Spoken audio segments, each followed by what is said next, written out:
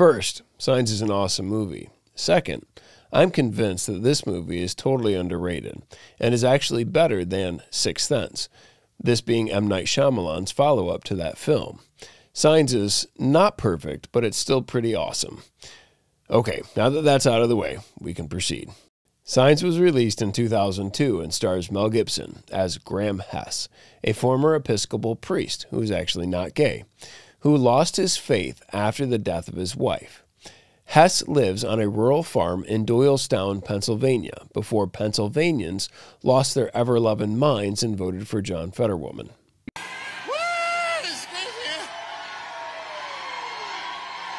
The movie doesn't waste any time and gets right into it, which is awesome. Also, I think the pacing of this film is great all the way through. Graham has 2 children, a boy named Morgan, probably around 10, and a girl named Bo, who is probably around 5. Both of the kid actors do a great job in this movie, and the little girl in this movie is adorable. Also, Graham's brother Merrill moved in with them to help out after the death of Graham's wife. Graham wakes up in the morning to the scream of his daughter.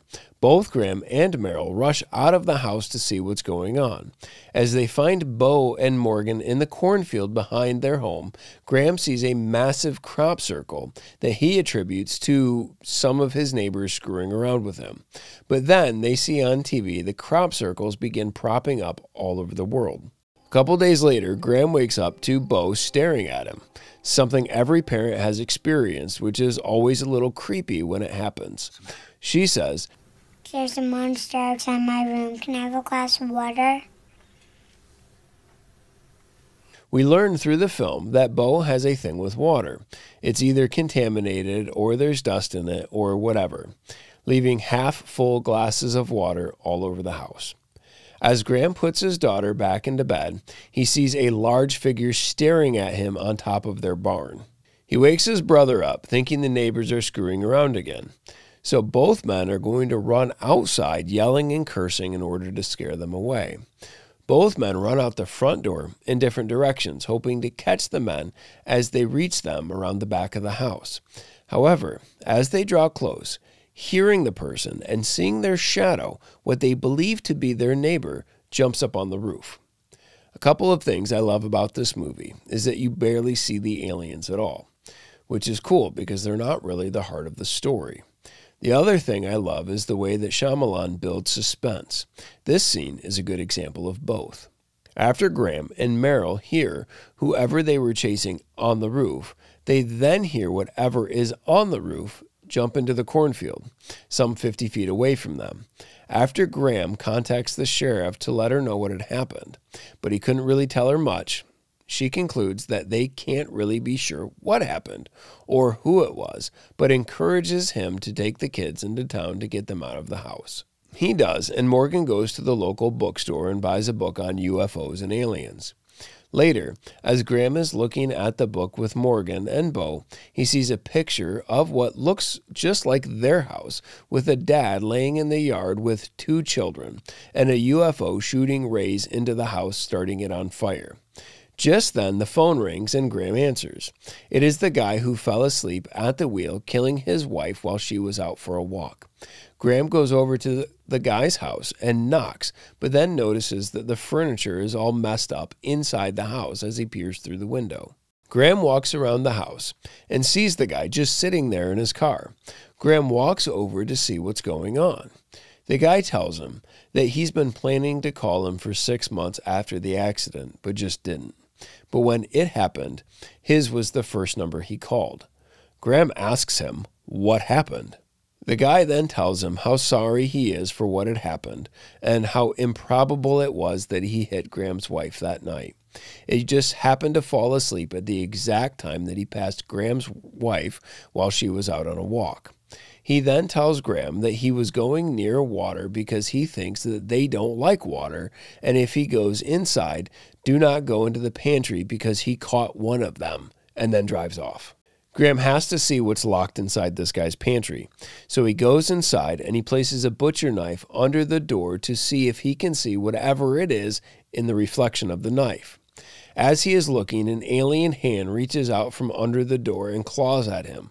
Startled, he then cuts 2 of the alien's fingers off with the butcher knife still in hand. He then goes home and tells his family what had happened and asks them if they want to go near water, believing that this guy's theory might be true. Or they can all stay home. They all decide to stay home, but fearing some sort of invasion, they board up all of the windows and the upstairs doors, and then all pick what they want for dinner, like it's the Last Supper, or their Last Supper. Graham tells everyone to start eating, but Morgan protests that they should pray first. Maybe we should say a prayer. Graham refuses and begins yelling at the kids. We aren't saying a prayer.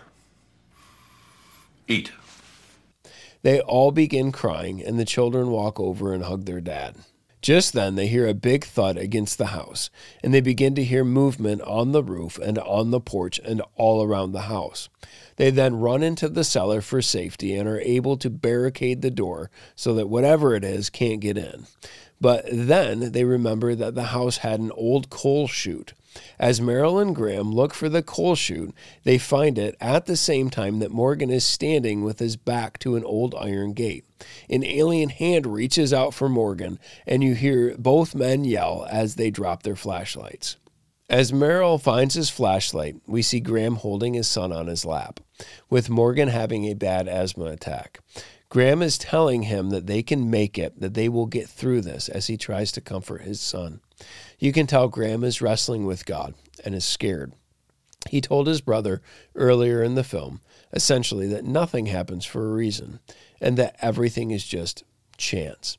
As proof of this, he tells Meryl what his wife's last words were before she died. She told Graham to tell Meryl to swing away, and then concludes that these were just neurons firing in her brain, causing her to remember one of Meryl's baseball games. Meryl used to be a famous minor league baseball player. But as Graham holds his boy, you can tell he doesn't believe that and is very angry about it. He wants to believe it, but he knows God is real and in control of all things, and he is angry at him, even saying out loud as he holds his son, "I hate you." I hate you. I hate you. Graham is angry at God because of the loss of his wife, which seemed completely random, and now he is scared to lose his son as well. He gets his son to calm down and fall asleep. Meryl suggests that they turn off their flashlights to conserve the energy. As they sleep, we see a flashback from his wife's death.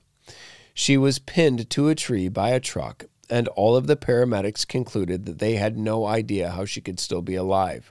Graham got there just in time for him to speak to his wife one last time. Graham then wakes up to the radio playing, which is now working. Meryl tells Graham that they are saying the aliens emitted some kind of poisonous gas and killed a bunch of people, but that they figured out how to beat them and that they ran off. They then determine to go upstairs because Morgan can't suffer another attack without his medicine, and his medicine is upstairs. And they now think that it's worth the risk because they no longer hear the aliens in the house. Graham carries Morgan upstairs and places him on the couch, and then goes to get the TV for him to watch.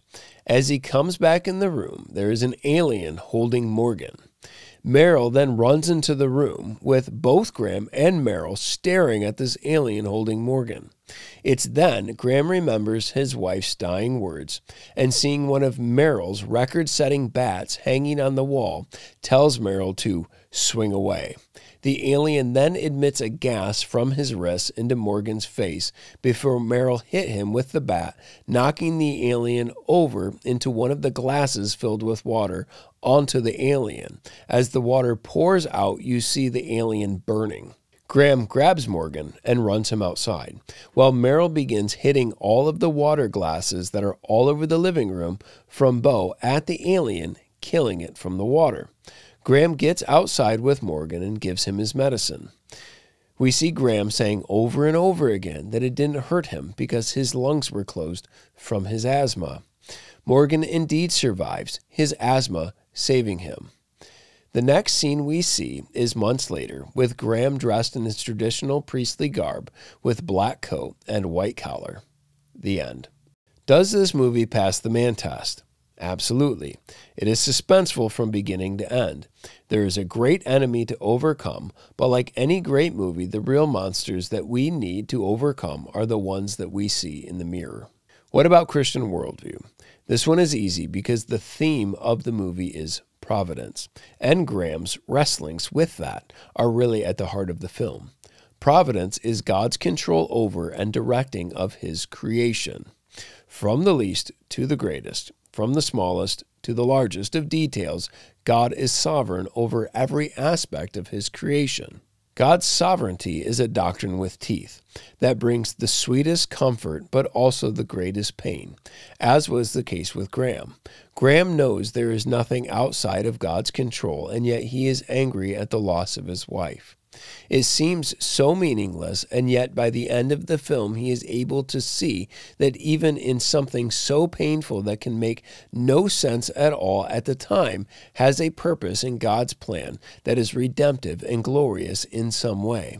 One of the coolest things about this film isn't the aliens. The aliens are just a prop to basically deal with the unexpected things of life. Could there be a purpose in these unwanted intrusions, these things that threaten our very existence? As Martin Luther said, "And though this world with devils filled should threaten to undo us, we will not fear, for God hath willed his truth to triumph through us." Life is not put together with 2x4s. It is more like an interwoven tapestry, with each thread playing its part into the next. What is wonderful about this film is that it illustrates the magnificence in the small and seemingly insignificant details of life. Obviously, the death of Graham's wife is a major event that gave shape to his life, as well as the aliens. But it was how all of the small details come together by the end of the film. Beau's distaste of water, the words of his wife before she died, Morgan's asthma attack at just the right time, Meryl's desire to swing at every single ball they ever had thrown at him. It all mattered, because all of life matters. Does it all make sense? Nope, not yet anyway. The secret things belong to the Lord our God. The things that he has revealed are for us and for our children forever. His ways are definitely higher than our ways, and his thoughts are higher than our thoughts. As the old song says, further along we'll know all about it. Further along we'll understand why. Like I said earlier, this movie is not perfect, but I love it anyway, and I give it an A.